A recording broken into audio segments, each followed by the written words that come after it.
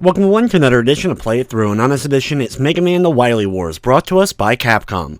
Mega Man The Wily Wars is a compilation of Mega Man 1, 2, and 3 from the NES days, remastered similarly to the Super Mario All-Stars collection.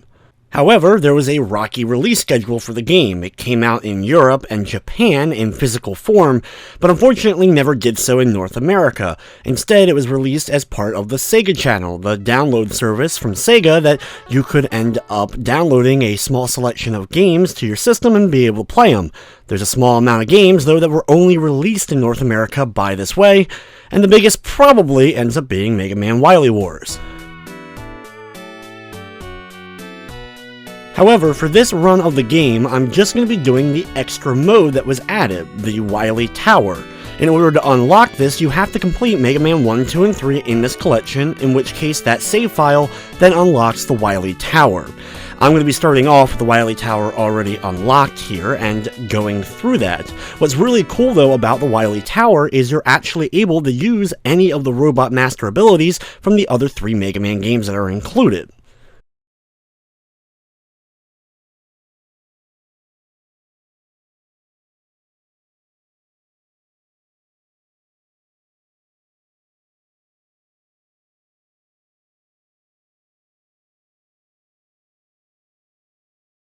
After a pretty cool little intro here with a collage of all the Robot Masters and characters from the game, we then get to our main title screen.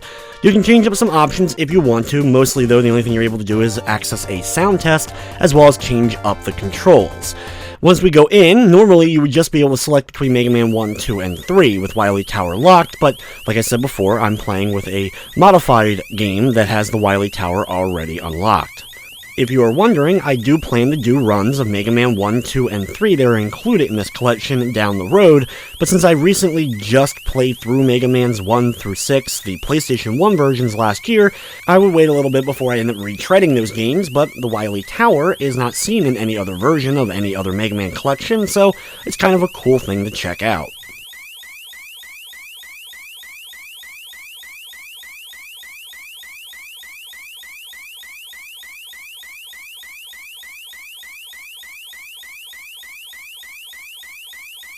After a little bit of an introductory story, we then get to select which of the 3 Robot Masters we want to battle first. All 3 of the ones included here are based on the classic Chinese novel, Journey to the West.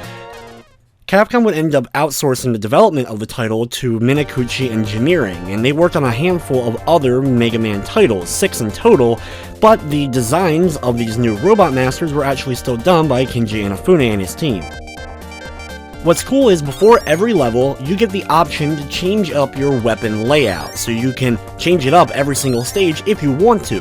This allows you to find out what levels work best with which weaponry, and especially Robot Master weaknesses if you don't look them up ahead of time. However, they actually end up having multiple weaknesses to kind of counteract the fact that you have so many different weapon choices here. The layout that I'm going to be taking I won't change up during the course of the run, but will end up helping me as far as being able to have all of the weaknesses for all of the bosses that I'll be facing off with, as well as weapons that will end up helping me out a little bit as far as traversing the levels, though for the most part I'm just going to be running and gunning like I usually do. All of the levels included here in Wily Tower are original stages, but all the enemies that you'll be battling are ones from Mega Man's 1, 2, and 3. So it's kind of a cool little compilation of all those enemies being thrown together. So you'll have enemies on a screen from Mega Man 1, and then a little bit later on that same screen have enemies from Mega Man 3. Since I am running this game on the PAL version of it, it does run a little bit slower than its Japanese counterpart. While the core gameplay is pretty much the same, you can tell that it is running a little bit slower, especially if you've played the Japanese version, as well as especially is noticeable in the audio department with the music. However, the European version is most commonly done as far as reproductions, and is the one I've played the most, so that's the reason I decided to do it for this run. I love the connecting areas, like for example we go from a Woodman area here, and then just on the next screen, we have a couple of screens of Snake Man enemies, including the giant snake that we'll have to deal with on the next screen. I wish there had been some kind of option to quickly switch between your weapons. Instead, they decided to use the extra button on the default Genesis controller in order to bring up the menu instead of having to press the pause button. Right after that enemy, if you slide into the next screen and hold left on the D-pad, the two enemies that are normally here don't seem to spawn, and I've done this multiple times and it always seems to happen, so just keep that in mind if you want to stop a couple of enemies from appearing. If you hold a direction on the D-pad while going between screens, it can sometimes glitch and not have them appear. As we enter into the boss chamber, I'm going to pause and switch over to the hard knuckle ability and use this for this fight. The Journey to the West influence is quite obvious, especially once this fight begins. The strategy though is you don't really have to move at all in order to beat this boss, and it's a boss that you actually rematch later on, and once again, you don't really have to move during that fight. Instead, you're going to stay on the left side of the screen and just jump in the air with short jumps. And since you can control the hard knuckle in the air, hold down on the D-pad when you launch it in order to land directly at his head. If you hit the stick or his body, it'll just bounce off, so you have to make sure that you're landing headshots. You don't have to defeat all of his health though, because this boss ends up surviving this fight, he leaves with only 1 health left.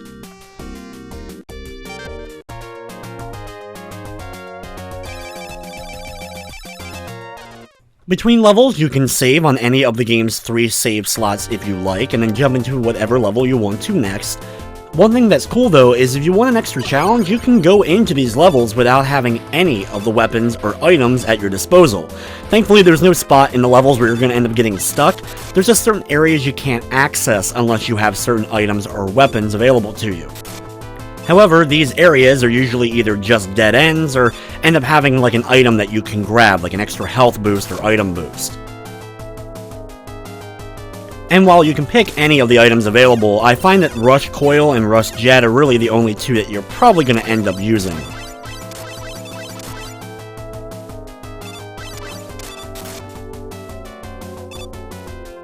For this whole underwater segment, just like in other Mega Man titles, spikes will be an instant death if you run into them, though thankfully, you do have that invulnerability time after you take a hit, so you can run through spikes for just a second or two as long as you're still in that invulnerable state.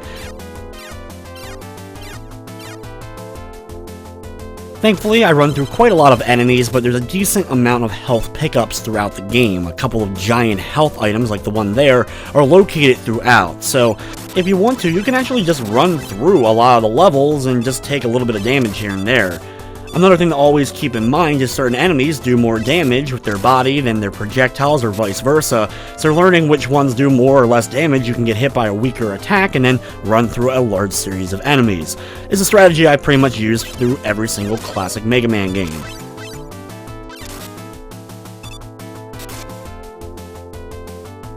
Overall, while the Mega Man Wily Wars was far from a perfect compilation, some probably won't like the music that was included or some of the minor changes here and there was also a notable amount of glitches that are included throughout, and the games don't play absolutely perfectly, but I thought overall, as far as the graphics, colors, and the like, it was actually a pretty well done experience. For the next boss, I'm going to switch over to Iceman's ability from Mega Man 1, and just like with the last boss, you really don't have to move a lot. In fact, we're going to stay on the left side and just jump up enough that we're able to hit the boss on the top platform here. There are the spikes in the room that can instantly kill you, just like any other spikes, but the enemy won't come after you. You can just stay on this left side, do jumps, keep firing, and after a few moments, he'll be defeated and we're moving on to the next level.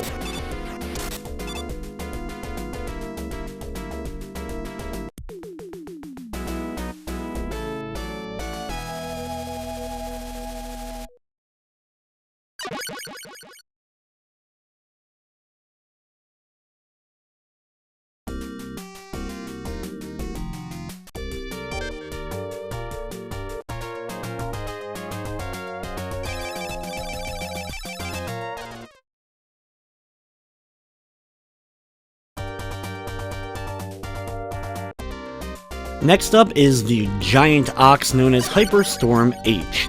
Start off the level, we're going to immediately climb up a couple of platforms. We're just going to end up getting hits. Thankfully, the projectiles do so little damage that getting hit by them and running through really won't end up hurting me much. Be careful here on these platforms, they do open up once you land on them for just a second. If you move quickly enough though, they won't even open up. Thankfully, there's a large chunk of health. If you do want it, you can land on these platforms, wait for him to throw his projectile before then landing back on the platforms and then heading upwards. Unfortunately here, you should probably defeat these guys, but if you time it right with the projectiles, you can get hit and run through them in order to get safely to the right side. On the next screen, you have these little guys end up appearing through a variety of spots, and this is what ends up going on the next couple of areas, so be careful of them. Thankfully, you can just hit them if they're coming straight at you with your Mega Buster. Climb up here on the right side. I usually end up getting hit by one that ends up spawning quickly, and then go up the ladder. You can easily, just like the other games, slide underneath this guy and continue your way up. Watch out for the guy from Needleman's stage, the giant porcupine-like enemy. Right after that, though, you have a couple of these conveyor belt-like platforms that will, of course, push and pull you different directions, so be careful of them while dealing with the enemy on the right side. After dropping down, this enemy will appear on the left. He only takes a couple of hits, so if you're quick about it, you can actually defeat him before he's able to throw out his giant cube of trash. There are a variety of walls throughout the areas that only can be broken by having Clashman or Crashman's bomb. Keep that in mind, though I do have Crashman's ability, it really isn't worth traveling through those little extra areas. When we make it down here, though, it's time for the boss fight, and we're going to pull out Bomb Man's ability from Mega Man 1. This works extremely well against the boss here because he really doesn't come at you very much. He pulls or pushes, depending upon what he feels like, and he can also jump and the like. Thankfully, though, the bombs, as you have to wait for them to blow up, he just stands there, and after a second or so, that bomb will blow up, doing a big chunk of damage. I love the fact, though, that he has 2 health bars. Just that little change-up is enough to make this boss at least somewhat of an interesting one as far as Mega Man is concerned. You also have those spikes on the left and right walls that can be quite dangerous. Once we defeat him, though, we're moving on to the Wily Tower part of Wily Tower.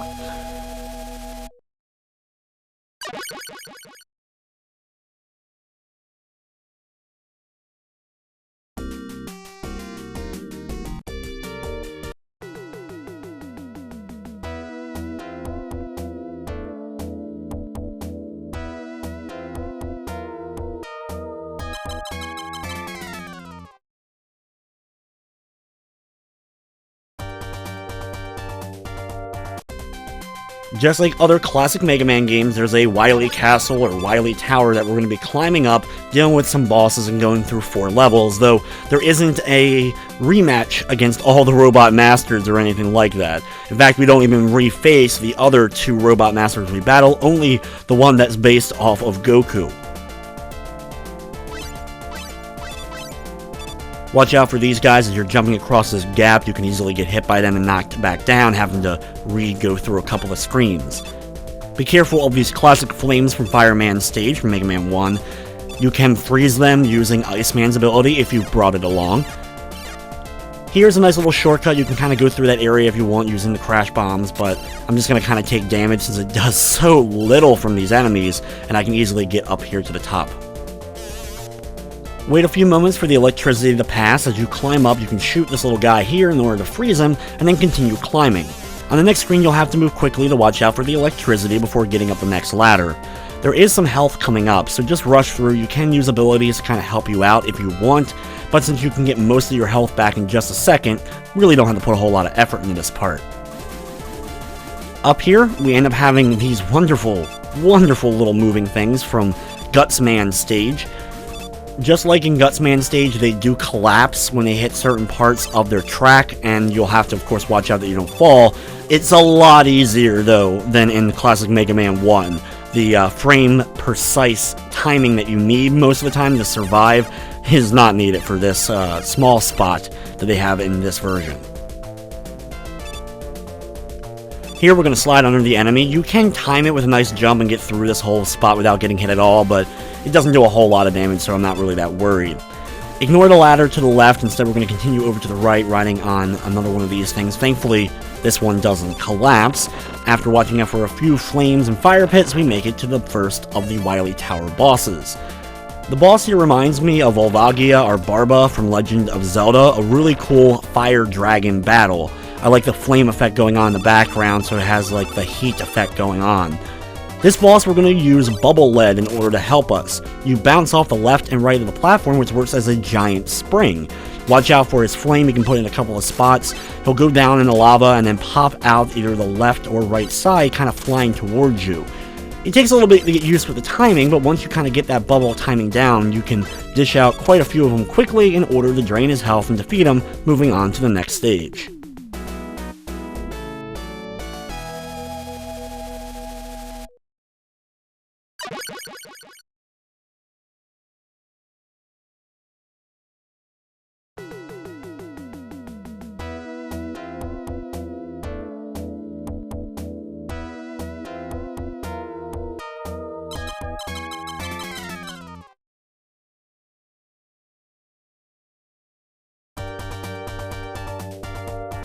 The next level, we go from a fire-themed place to a water-themed place, dropping down to the water below. Start off by taking off the shells of these robots and quickly jump over them. You can slide through and drop on down. Now, there is some health a little bit later past this spot, but if you want to, you can kind of wait for these things to get pulled back. They do a lot of damage, which is the only reason at all I'm a little bit cautious anytime I have to deal with those crushers, because I don't know if I'm going to be able to get health back some of the times. And for example, here with all the other stuff, I'm probably going to be getting hit by the jellyfish, which thankfully doesn't do it as much as the crusher. There is a large health replenishment though before you go up the next ladder, so that's why you could still run through the area, but if you're a little bit too reckless, even that large health won't bring back all of your health. On the next screen, we have a bunch of fire throwers that can do quite a bit of damage. You then have a set of reappearing, disappearing blocks. Use rush coil if you brought it along in order to help you boost up, and that way you don't have to deal with those blocks. On the next screen, you have the giant animal from Woodman stage here, spitting out fire. We're going to use Hard Knuckle, though, from the left side, just doing little jumps and firing out 4 Hard Knuckle shots in order to defeat it. On the next screen is a couple of enemies just kind of waiting for us. You can jump when they see you on the same line of sight as them. They then kind of move really quickly, so keep that in mind to kind of get them to go where you need them to so you can get through. On the next screen, once again, switch over to the rush coil and use that to bounce up. This way you just don't have to deal with those blocks. Now here, I end up going an extra little path just to try to get some health back. On the top portion here, there's a mystery block that sometimes can contain pretty much any item in the game, so I always go up there first to see if I can get health back. If that fails, I instead go through the top part here. There's an energy tank at the end of this section, and if I have enough health, I'll just kind of run through it, taking damage, because I'll be able to get a full health replenishment at the end. But if I'm already getting low on health, I really don't have that choice, so I have to kind of wait, kind of get around these bats and some of the enemies, grab that energy tank, use it if I need it already, or definitely use it though really before I kind of go to the bottom segment here.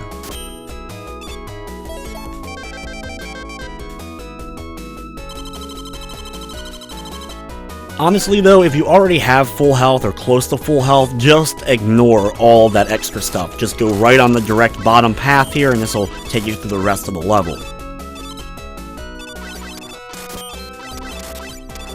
Thankfully also, these bats are very good at dropping items, so you can use them in order to try to get some of your health back if you're lucky.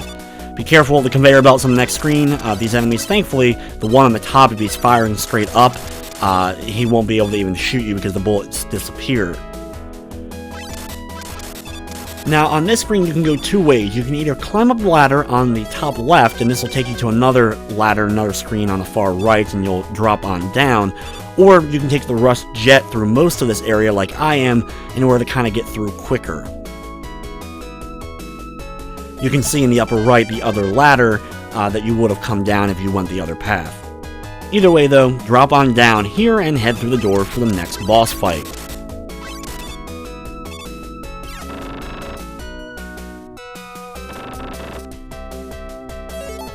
Now for this boss, we're going to be using Alekman's ability from Mega Man 1, and basically this boss is a giant ball that bounces around, and after a few seconds will kind of open itself up, dealing out attacks as well as being able to get hurt. So you need to wait a few moments and you'll be able to launch an attack at it. Lasers will be bouncing around the room. Thankfully they're pretty easy to dodge. The room is big enough that the lasers don't like bounce right off of a wall and come back at you. They're a little bit unpredictable of what direction they initially come out, which makes it a bit difficult. If he gets to the top of the screen, he'll stop, usually for a good couple of seconds. This allows you to get in a few hits. Either way, a pretty easy fight unless you don't have an ability that can hit him up there. But once he's done, we're moving on to the next level.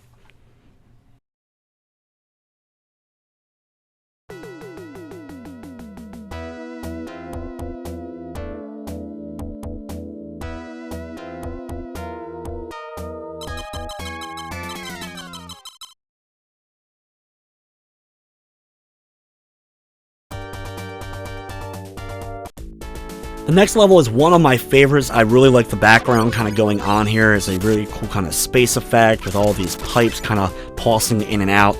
Good use of the colors here for this particular stage. Start off by climbing over a series of top man platforms. Either way, when you make it to the right side, continue climbing up a couple of ladders. This level, for the most part, is relatively easy, but there are a few annoying enemies here and there that you may want to use one of your abilities. For example, the monkeys. These guys kind of bounce around, they follow you a good bit. They can be relentless and follow you the entire length of a screen if you're unlucky. So I end up taking quite a bit of damage, but thankfully I can get through. There's another segment of monkeys coming up in just a few moments. I can use Fireman's ability or one of the other abilities I brought to help me out with that if I want to. If you are desperately low on health, though, there is an E-tank to the right here. If you went up that first ladder, it can be a little bit difficult to kind of get up there and watch out for spikes and such, but it is an option if you are getting low. For this next segment, though, I'm going to break out Flame Man's ability. This works pretty well because of the fire as well as the shield that kind of goes around you when you use it, and that can be good for taking out the monkey enemies. This little thing here, though, is very annoying. It does a lot of damage, so you don't want to get hit by it, but the timing to get through can sometimes be difficult.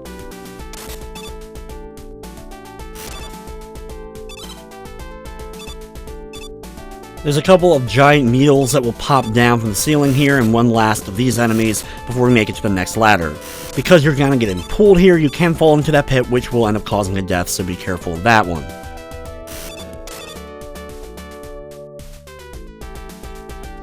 When you make it up here, there are a couple of enemies that you can defeat. The tops themselves from the enemies can also be destroyed for items. I keep Fireman's ability equipped until I drop down here and grab this big item replenishment. I also apologize if I accidentally ever call it Flame Man's ability during the commentary, just a bad habit that I end up having. Watch out for these guys dropping down a couple of sets of ladders. When you drop down this next one, though, be very careful not to hold left on the D-pad so you don't end up hitting those spikes.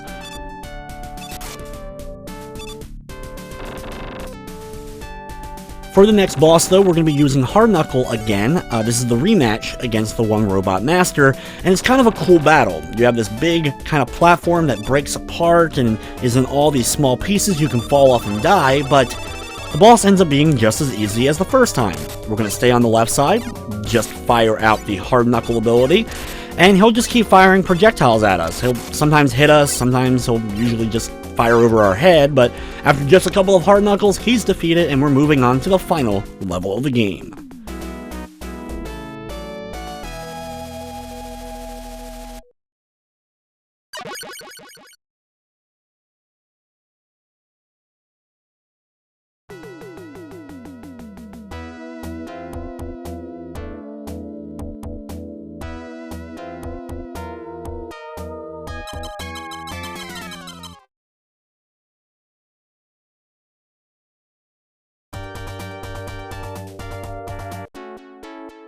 The final level, like a lot of the final levels in classic Mega Man games, is a pretty straightforward one. When you drop on down this big old pit, when you land safely on the platform below, don't immediately go to the right and jump. Instead, wait a second for that giant fish to pop out and go back down so that you can make it across.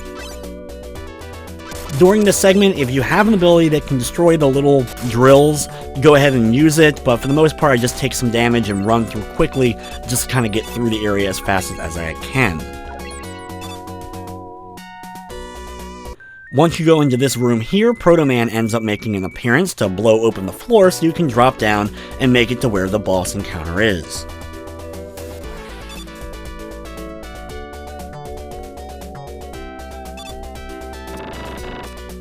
Now this boss has 3 different forms to it, and for the first form, there's a couple of weaknesses. We're going to be using the Clash Man ability, the Clash Bomb or the Crash Bomb, however you want to call it, depends on what game you're playing, I guess.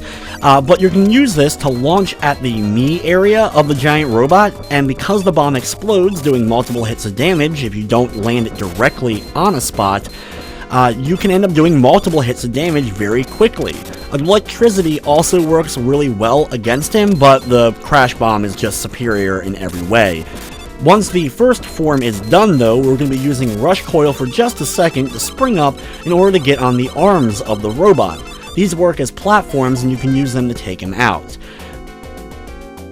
Now, of course, you also can wait a few moments and he'll kind of swing his arm around and you can use them as platforms to jump up, but instead we want to climb up. This way is much easier, and just use 4 hard knuckles in order to defeat the boss. Now, for the final form, we're going to be using Elecman's ability to hit Dr. Wily in his little UFO robot head on the top of the screen.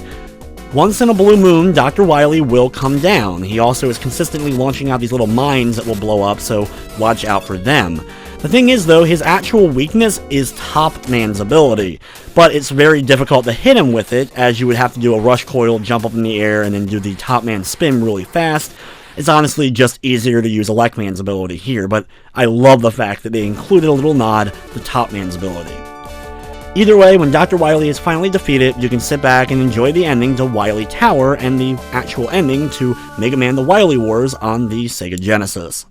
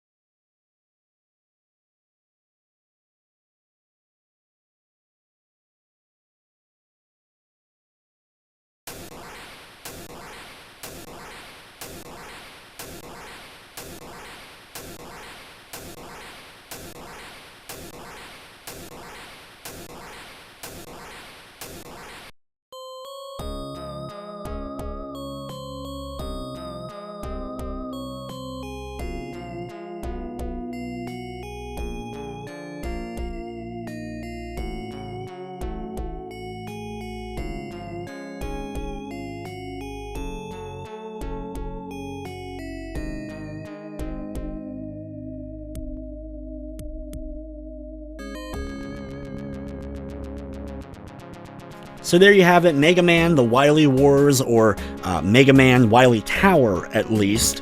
As you get to the credits here, you have all of the Robot Masters that you battle throughout the entire game get their own little spotlight at the top of the screen as Mega Man chases Dr. Wily. Doesn't blast him, doesn't try to take him out, just chases him. Just keeps on chasing him throughout the entire length of seeing every single robot that's included in the game. Mega Man The Wily Wars is a very interesting title in the Mega Man franchise because of its very limited release outside of Japan and PAL territories. It's difficult to even track down a legit copy of the game. Most copies, the actual real ones, are going for quite a bit of money these days, though thankfully emulation, reproduction cartridges are being done, as well as a few other means of ways to play the game, including the more recent handheld system from AtGames, the company that's done a lot of the more recent re-releases of Sega Genesis consoles. With hit or miss quality, they actually did include Mega Man The Wily Wars in one of their more recent releases. Mega Man The Wily Wars, though, really isn't worth the price that it goes for a legit copy, but I do recommend checking it out if you're a die-hard classic Mega Man fan, you've never had the opportunity to play it before in any other way, but definitely don't pay those outrageous prices that it goes for now in the secondary market. And if you have the money to spend and buy one, make sure you're getting a legitimate copy before you put down all that money.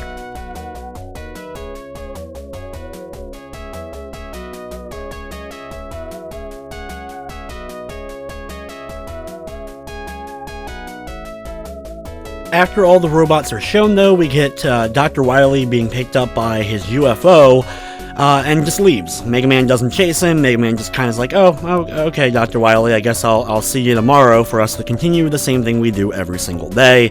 And then Mega Man jumps up into the air, and you get your last kind of congratulations, thanks for playing screen. And with that, though, guys, it's going to wrap up this episode of Play It Through. I'd like to thank you for watching, and of course, I Hope you enjoy.